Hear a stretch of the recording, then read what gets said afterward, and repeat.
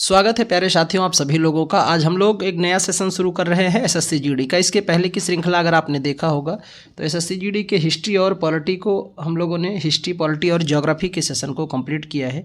Economics के session को आज शुरू कर रहे हैं जो आपके एग्ज़ाम के लिए बहुत ही खास है, और क्योंकि आयोग का सवाल है तो इसके नज़रिए को आपको देखना होगा ताकि जो भी नेक्स्ट पेपर हो आयोग का वो आप बिल्कुल सही और बेहतर ढंग से कर सकें। पहला सवाल ये है कि वास्तविक जीडीपी किसी देश की कुल माप होती है किसका? आर्थिक उत्पादन का कुल माप होती है जीडीपी। जीडीपी यानी इसे हम लोग कहते हैं, इसका पूरा नाम है ग्रॉस डोमेस्टिक प्रोडक्ट, सकल घरेलू उत्पाद। इसे ज्ञात कैसे करते हैं तो कहा जाता है कि किसी एक लेखा वर्ष में देश की घरेलू सीमा में सभी उद्यमियों द्वारा, चाहे वो निवासी हों या अनिवासी हों, उनके द्वारा किए गए उत्पाद की अंतिम स्वरूप को ही हम लोग सकल घरेलू उत्पाद कहते हैं। तो ये जीडीपी जो है ये इसका प्रदर्शन जो है वो किसी देश के प्रदर्शन को प्रदर्शित करता है। अगर जीडीपी में वृद्धि हो रही है तो उस देश का प्रदर्शन बेहतर माना जाता है जीडीपी से द्वारा। जीबीए अर्थव्यवस्था के किसी क्षेत्र, उद्योग या प्रखंड में उत्पादित वस्तुओं और सेवाओं के मूल्य की माप होता है। जीबीए का पूर्ण रूप क्या है? तो इसका पूरा नाम है gross value added. Gross value added के नाम से जाना जाता है, जीबीए के नाम से। निम्नलिखित में से कौन भारत के आर्थिक क्षेत्र में प्राथमिक सेक्टर का उदाहरण होता है? प्राथमिक सेक्टर हम किसे कहते हैं तो प्राथमिक सेक्टर का मतलब होता है जिसका संबंध बिल्कुल प्रत्यक्ष रूप से पर्यावरण से संबंधित हो, उन्हें हम लोग प्राथमिक क्षेत्र कहते हैं। तो इसे समझने के लिए ये समझना होगा कि हम आर्थिक क्षेत्र को 3 भागों में विभाजित करते हैं। एक तो प्राथमिक क्षेत्र, फिर द्वितीयक क्षेत्र और फिर तृतीय क्षेत्र। तो प्राथमिक क्षेत्र में जो इसका संबंध पर्यावरण से जैसे बात करते हैं तो पहले इसमें ऑप्शन सही बताएं हम कि आर्थिक क्षेत्र का प्राथमिक सेक्टर का उदाहरण माना जाता है वह है आपका वानिकी। वानिकी के अलावा इसमें और क्या है? कृषि है, मत्स्य पालन है। ये सभी किसके क्षेत्र के हैं? प्राथमिक। कृषि, मत्स्य पालन, वानिकी। इसके अलावा इसमें पशुपालन इत्यादि, पशुपालन, ये सभी हिस्सा माने जाते हैं किसके? प्राथमिक क्षेत्र के। लेकिन जो प्राथमिक क्षेत्र से उत्पाद बनाए जाते हैं उन्हें हम लोग द्वितीयक कहते हैं। जैसे बात करें तो विनिर्माण उद्योग, विद्युत उद्योग, गैस इत्यादि हैं द्वितीयक क्षेत्र।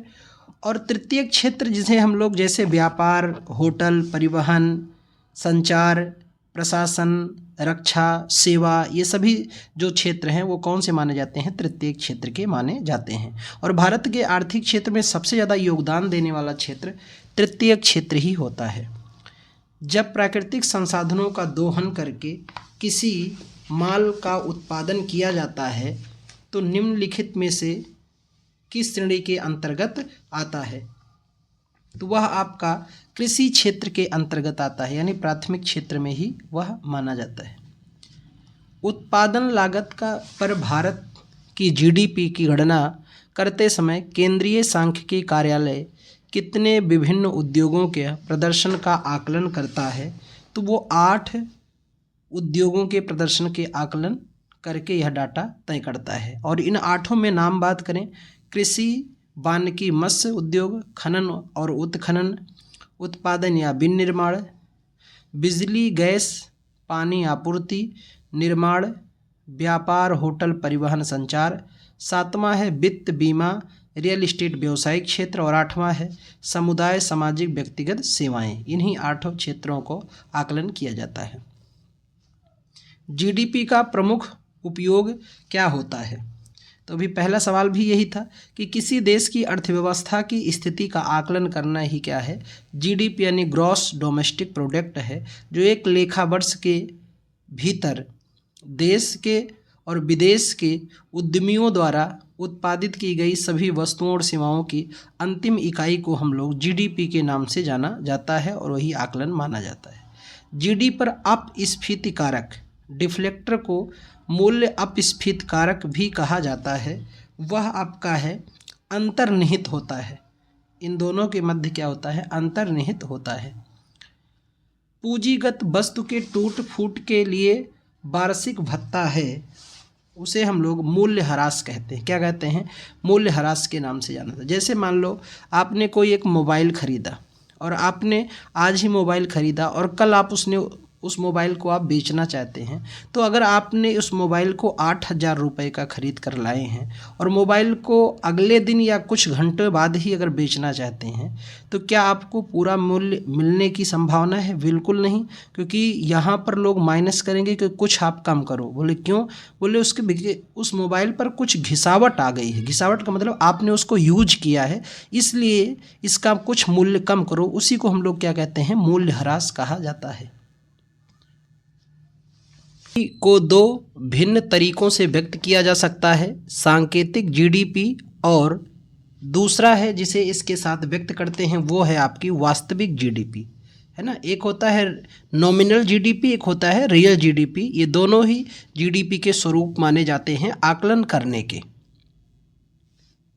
विभिन्न देशों को वर्गीकृत करने में विश्व बैंक द्वारा उपयोग किया जाने वाला मुख्य मापदंड निम्नलिखित में से कौन सा है?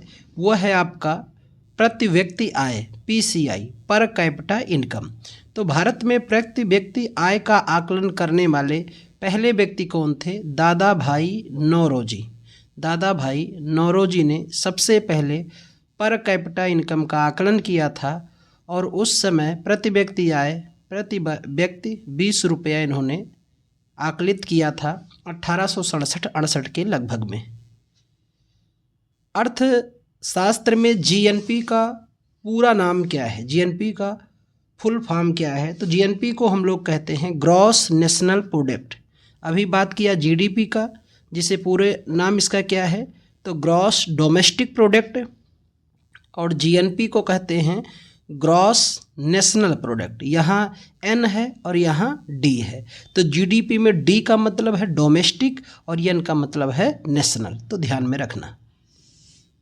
अगला सवाल है, किसी देश की औसत आय की गणना कैसे की जाती है? तो ये आकलन किया जाता है उस देश की आय को कुल जनसंख्या से विभाजित करके हम लोग औसत आय ज्ञात करते हैं। किसी देश द्वारा एक वित्तीय वर्ष के दौरान उत्पादित वस्तुओं और सेवाओं के मूल्य योग को क्या कहा जाता है? राष्ट्रीय आय के नाम से जाना जाता है। किसी विशेष वर्ग के दौरान, किसी विशेष वर्ष के दौरान देश के अंतर्गत उत्पादित सभी अंतिम वस्तुओं और सेवाओं के मौद्रिक मूल्य को कहा जाता है सकल घरेलू उत्पाद, यानी जीडीपी के नाम से जाना जाता है। किसी देश के भीतर उत्पादित अंतिम वस्तुओं और सेवाओं के मूल्य को किस नाम से जाना जाता है? तो इसे भी हम लोग जीडीपी के नाम से जानते हैं। अब देख सकते हैं आप कि आयोग एक ही सवाल को जीडीपी पर ही कम से कम जीडीपी पर 5 से 6 सवाल आयोग लगातार पूछा है अलग अलग शिफ्ट में। नॉमिनल जीडीपी एक अर्थव्यवस्था में आर्थिक उत्पादन का आकलन है। इसकी गणना में शामिल होता है, तो इसकी गणना में वर्तमान मूल्य को ही शामिल किया जाता है नॉमिनल जीडीपी में। निम्नलिखित में से किस कार्य के मूल्य को राष्ट्रीय आय की गणना में शामिल नहीं किया जाता है? तो है गृहिणी के कार्य को इसमें शामिल नहीं करते। बाकी एक फर्म के कार्य को, नए घर के निर्माण को, बाज़ार में मछली बेचने को, ये सभी को शामिल करते हैं, पर गृहिणी के कार्य का हम लोग घर में उनको कोई मूल्य नहीं देते, इसलिए उनकी कोई इनकम नहीं बनती है। 2 या 2 से अधिक समाजों की तुलना के लिए निम्नलिखित में से आय के किस मानक का उपयोग नहीं हो सकता है? तो वह आपका है रोजगार। इसका उपयोग नहीं कर सकते हैं। विश्व बैंक द्वारा वर्गीकृत सकल राष्ट्रीय आय के आधार पर भारत किस आय वर्ग में आता है? तो यह है निम्न मध्य आय वर्ग की श्रेणी में भारत शामिल है। नॉमिनल जीडीपी के आधार पर भारत 2018 में विश्व की सबसे बड़ी कौन सी अर्थव्यवस्था बन गई थी? तो विश्व में उस समय यह सबसे बड़ी 7वीं अर्थव्यवस्था थी, लेकिन वर्तमान समय में विश्व की 5वीं बड़ी अर्थव्यवस्था बन चुकी है। कौन? भारत। तो ये भी ध्यान में रखना। भारतीय अर्थ व्यवस्था का प्राथमिक क्षेत्र क्या है? कृषि। तृतीयक क्षेत्र में आता है बैंकिंग, सूचना प्रौद्योगिकी। तो आर्थिक क्षेत्र को हम लोग, अर्थव्यवस्था को 3 क्षेत्रों में बांटते हैं, प्राथमिक क्षेत्र, द्वितीयक क्षेत्र और तृतीयक क्षेत्र। जो पर्यावरण से प्रत्यक्ष सीधा संबंधित होता है उन्हें हम लोग प्राथमिक क्षेत्र कहते हैं, यानी जहाँ पर केवल हम लोग रॉ मटेरियल का उत्पादन करें सीधा पृथ्वी से, उसे हम लोग प्राथमिक क्षेत्र कहते हैं। और जब उन्हें कच्चे पदार्थों से हम उनका स्वरूप बदलकर नई वस्तु तैयार करते हैं तो उसे द्वितीयक क्षेत्र कहते हैं। और जब उन्हीं वस्तुओं को मार्केट के माध्यम से या उन्हीं वस्तुओं को उपभोक्ताओं तक पहुंचाई जाती है और वहां उनके सामने प्रस्तुत की जाती है तो उसे हम लोग तृतीयक क्षेत्र कहते हैं। किसी देश में जीवन स्तर का प्रतिनिधित्व करने के लिए निम्न में से कौन सा मापदंड है? तो वह आपका है प्रति व्यक्ति आय। ये भी किसी भी देश के सबसे आकलन का सबसे बेहतर उपागम है। तृतीय क्षेत्र का दूसरा नाम क्या है? तो इसे हम लोग सेवा क्षेत्र के नाम से भी जाना जाता है। भारत की जीडीपी की गणना के लिए कौन सी संस्था जिम्मेदार है? केंद्रीय सांख्यिकी कार्यालय इसके लिए जिम्मेदार है। भारत में तृतीय क्षेत्र के बढ़ते महत्व के संदर्भ में निम्नलिखित में से कौन सा कथन सही नहीं है? तो पहला कथन है कि सेवा प्रदाता उद्योग का विकास सही है। सूचना प्रौद्योगिकी क्षेत्र का विकास ये भी सही है। प्रति व्यक्ति आय में वृद्धि यह भी सही है। ग्रामीण क्षेत्र में राजनीति जागरूकता का विकास यह कथन गलत है, यह तृतीय क्षेत्र से संबंधित नहीं है। निम्नलिखित में से कौन सा भारत की जीडीपी की गणना के लिए उत्तरदायी है? तो सही ऑप्शन हो जाएगा केंद्र सरकार के मंत्रालय, राज्यों तथा केंद्र शासित प्रदेशों के विभिन्न सरकारी विभाग इसके लिए उत्तरदायी माने जाते हैं। प्राकृतिक प्रक्रिया के माध्यम से किस वस्तु का उत्पादन भारतीय अर्थव्यवस्था के संबंधित क्षेत्र का कार्यकलाप है? तो वह आपका है प्राथमिक क्षेत्र। प्राकृतिक प्रक्रिया प्राथमिक क्षेत्र के अंतर्गत आता है, विनिर्माण क्षेत्र द्वितीय क्षेत्र के अंतर्गत आता है और सेवा क्षेत्र, सभी सेवा क्षेत्र चाहे वो बैंकिंग हो, रक्षा हो, वो सभी आते हैं तृतीय क्षेत्र के अंतर्गत। जब प्राकृतिक संसाधन का दोहन करके माल का उत्पादन किया जाता है तो वह किस क्षेत्र के गतिविधि से संबंधित होता है? उम्मीद है कि अब आप इसका सही आंसर कर ले जाएंगे। तो वो आपका होता है प्राकृतिक क्षेत्र, यानी प्राथमिक क्षेत्र से संबंधित होता है। इनमें से कौन सी वह गतिविधि नहीं है जिसे तृतीय क्षेत्र के अंतर्गत वर्गीकृत किया गया है? तो सही ऑप्शन हो जाएगा मछली पकड़ना। ये किसके अंतर्गत आता है? तो यह आपका है प्राथमिक क्षेत्र के अंतर्गत। इनमें से कौन सी ऐसी गतिविधि नहीं है जिसे प्राथमिक क्षेत्र के रूप में वर्गीकृत किया गया है? तो इसका सही आंसर हो जाएगा बैंकिंग, क्योंकि बैंकिंग तृतीय क्षेत्र का सेक्टर है, प्राथमिक का नहीं। इसीलिए मैं आपसे बार बार ये कहता हूँ कि ये PYQ यानी प्रीवियस ईयर क्वेश्चन श्रृंखला खूब सॉल्व करके जाओ। अब आप देख सकते हैं कि लगभग आयोग एक ही टाइप पर, अर्थव्यवस्था के स्वरूप पर ही 5 से 7 सवाल, GDP पर भी लगभग कितने सवाल, 5 से 7 सवाल लगातार अलग अलग शिफ्ट में पूछ रहा है। तो ये आसानी हो जाती है टॉपिक को कंफर्म करने में कि हमारा मोस्ट इम्पॉर्टेंट टॉपिक क्या है, आयोग का नज़रिया कैसा रहा है, उसी अनुसार हम पढ़ाई करें और कम समय में ज़्यादा गेन करने का प्रयास करते हैं। अगले सवाल पर आते हैं मित्रों। 2011-12 में की गई गणनाओं के अनुसार ग्रामीण भारत के व्यक्तियों के लिए गरीबी रेखा प्रति माह कितनी तय की गई थी? तो थी 816 रुपये ग्रामीण क्षेत्र की और 1000 रुपये शहरी क्षेत्र के लिए निर्धारित की गई थी। भारत में गरीबी रेखा के निर्धारण के लिए कुछ समितियां गठित की गई, उनका नाम ध्यान रखना।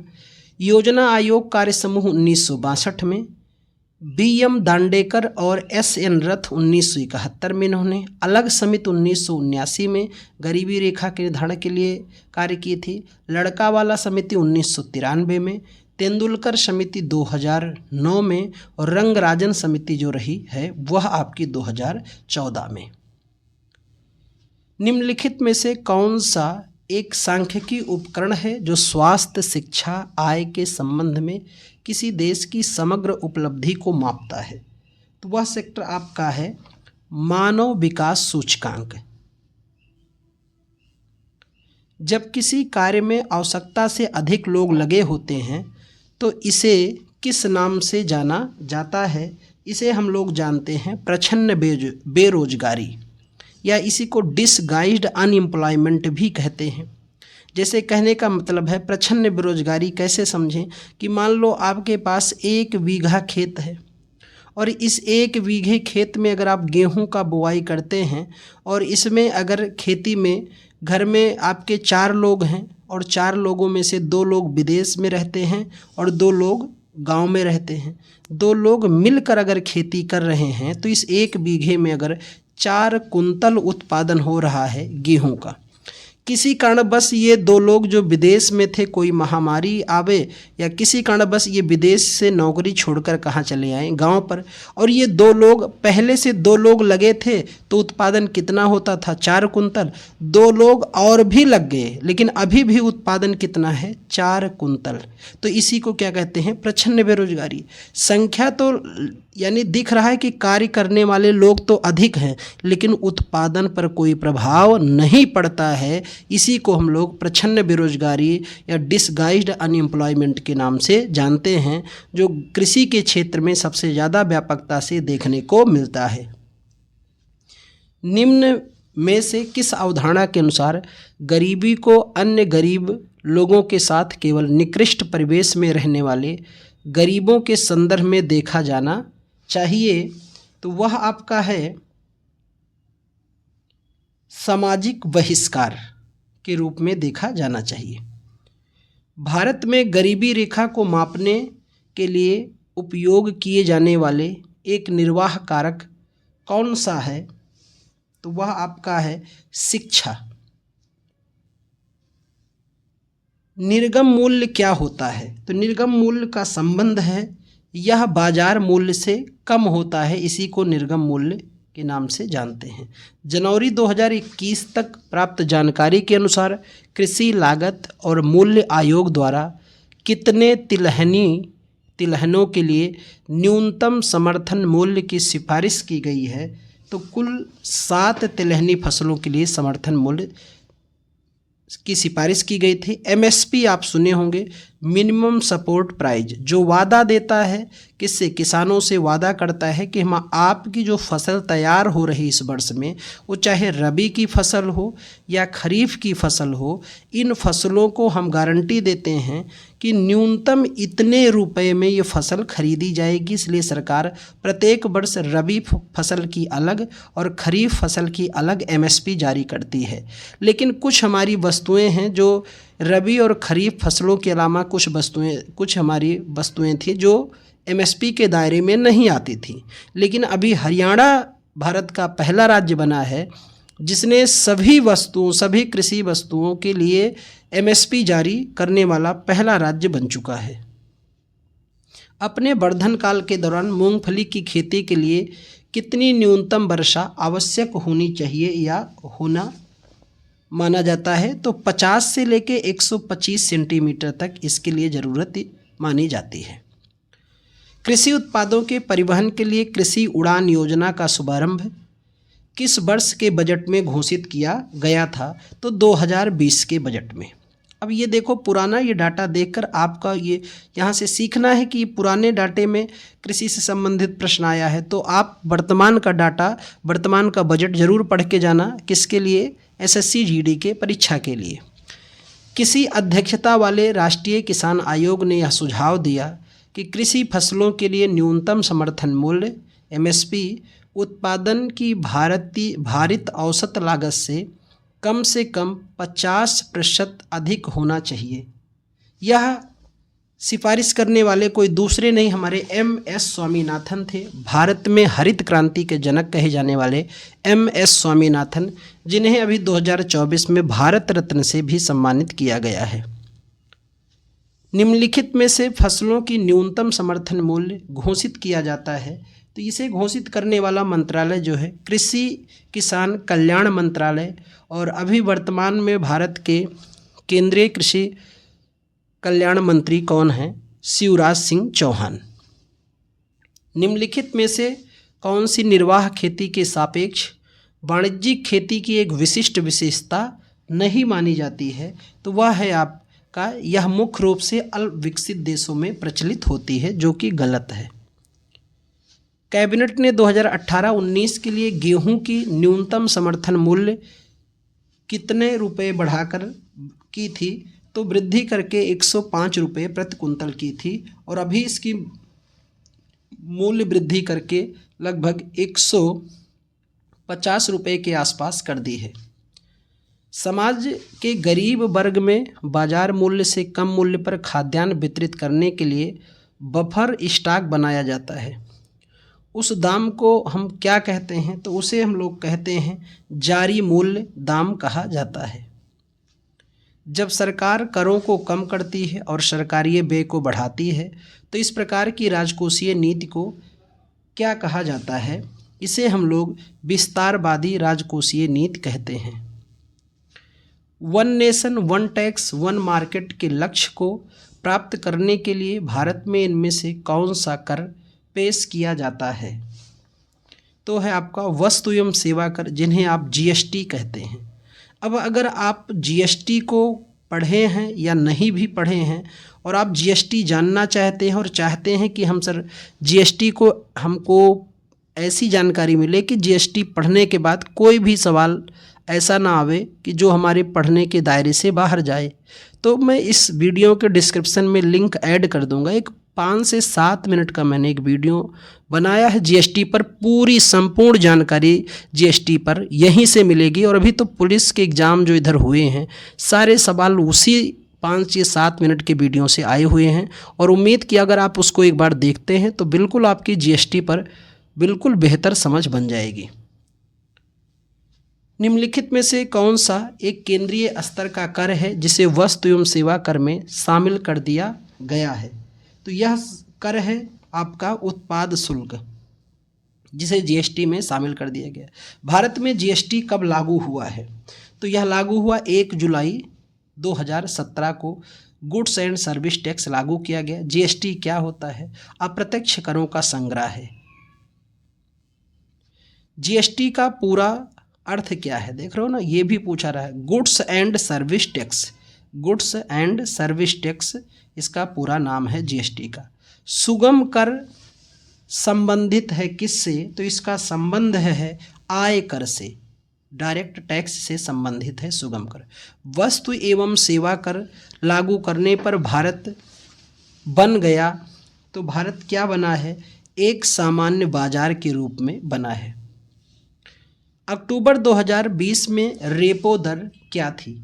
तो अभी ये तो पुराना आंकड़ा है, अब इसकी जगह आपको नया आंकड़ा पढ़ के जाना है। उस समय ये 4% थी और अभी का डाटा आपको रिसेंटली देखना है। North east small finance bank का कॉरपोरेट कार्यालय निम्नलिखित में से किस शहर में स्थित है? तो असम के गुवाहाटी में स्थित है। दिए गए निम्नलिखित में से किसे तरल अस्थियों तथा मांग एवं आवधिक देवताओं के अनुपात के रूप में परिभाषित किया जाता है? तो है आपका सांविधिक चल निधि अनुपात, जिसे परिभाषित करते हैं। एक जोखिम प्रबंधन रणनीति है जो संबंधित परिसंपत्ति में विपरीत स्थिति को लेकर निवेश में नुकसान की भरपाई करने के लिए नियोजित करता है।